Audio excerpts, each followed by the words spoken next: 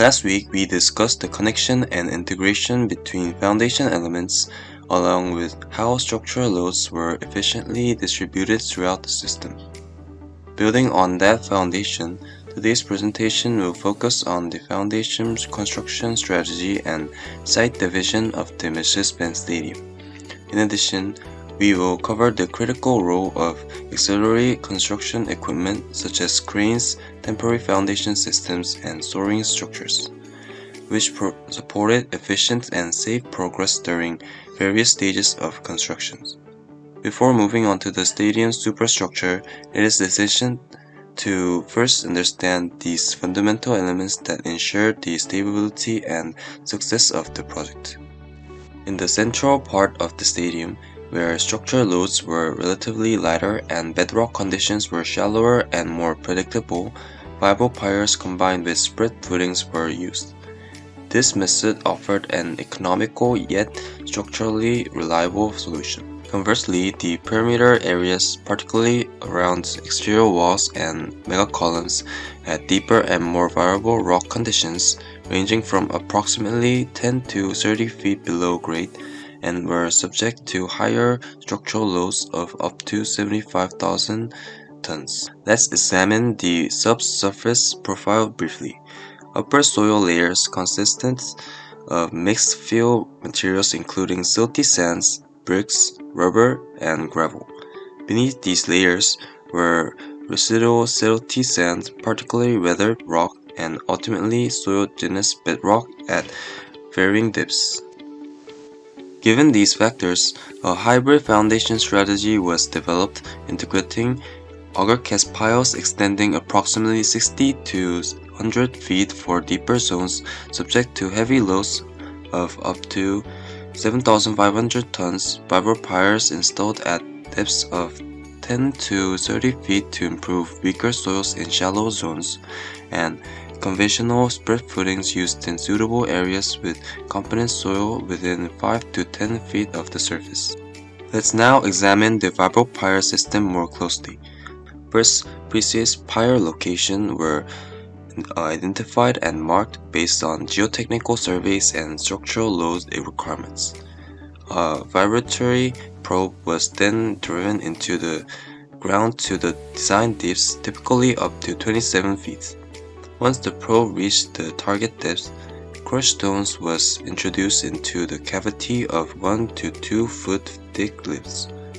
After each lift of stone was added, the vibratory probe compacted the material laterally and vertically, densifying the surrounding soil and forming a stiff stone reinforced column.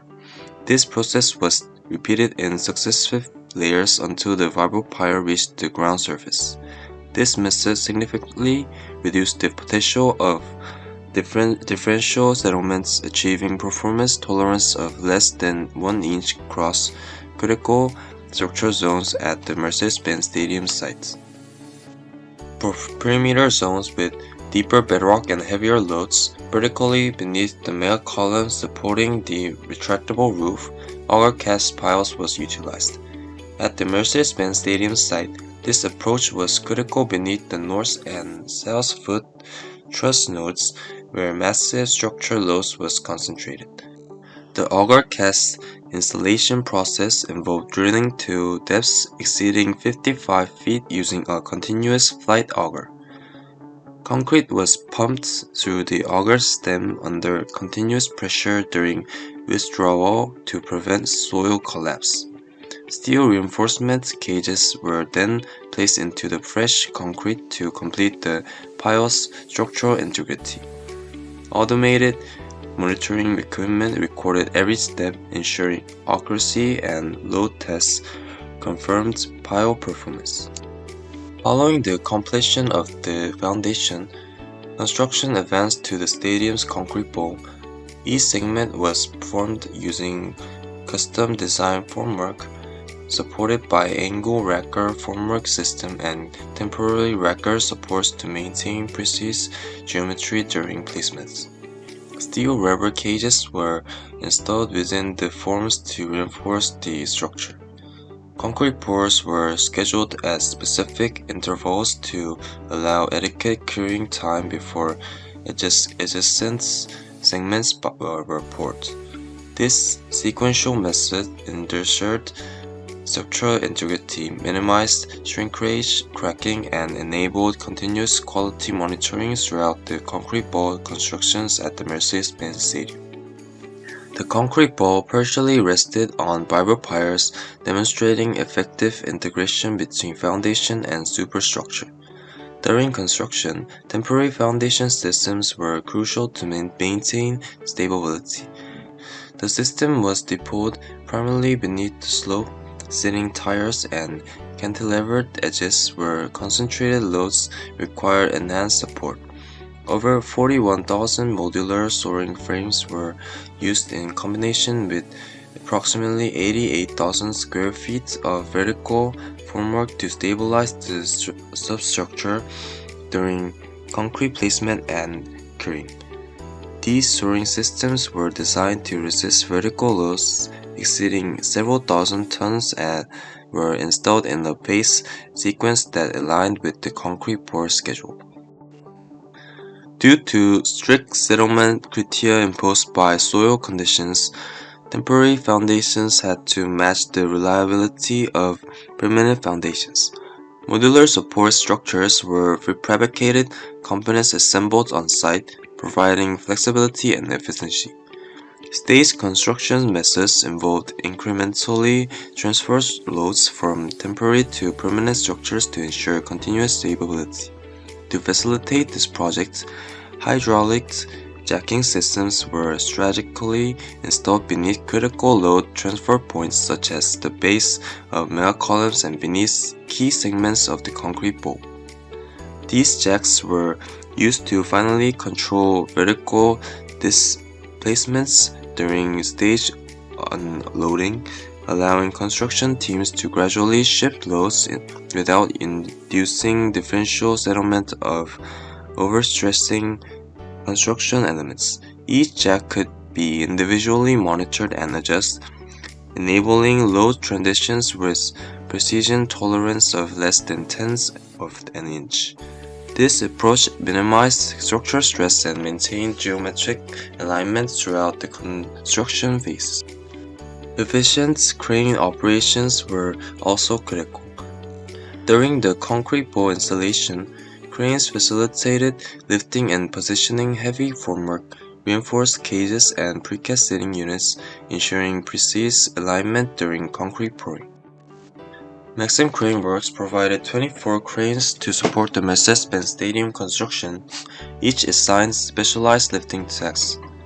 Courier cranes formed the backbone of heavy lifting operation, with two 1,250-ton cranes and one 600-ton crane deployed early in the project. These cranes were primarily used to erect major structural components around the concrete bowl, including truss sections weighing between 60 and 400 tons. In later phases, ultra-heavy lifts required the introduction of Manitowoc 31,000, one of the only two in the world, with a lifting capacity of 2,535 tons and a boom reach of approximately 361 feet. This crane handled the heaviest loads such as large roof truss, assembled and retractable roof components weighing up to 900 tons. The Liberal LR 11,000 Courier crane with a 1,200-ton capacity and a boom length of 551 feet was used to mid to heavy lifts, including major steel nodes and upper bowl truss segments. Each crane was carefully matched to the weight and geometry of the components it lifts, ensuring efficient, safe, and precise placements throughout the stadium's vertical construction phases. Depending on site conditions, both large capacity courier cranes and medium to small size cranes operated in tandem to ensure efficient, safe, and precise handle during both installation and removal. Hydraulic truck cranes played a critical role in facilitating rapid deployments and repositioning, which was particularly important for time-sensitive lifting operations. All-terrain cranes, which combined the off-road capabilities of thrust-terrain cranes with the mobility of truck-mounted cranes, were also utilized. Understanding the foundation is essential. It supports not only the massive weight of the structure, but also the entire construction sequence above. Today we looked at how the stadium's construction team divided the site, selected appropriate foundation system, and built the concrete wall with the help of temporary supports and heavy cranes. In the next session, we will turn our attention to the facet, exoskeleton, and the mega truss system. Thank you.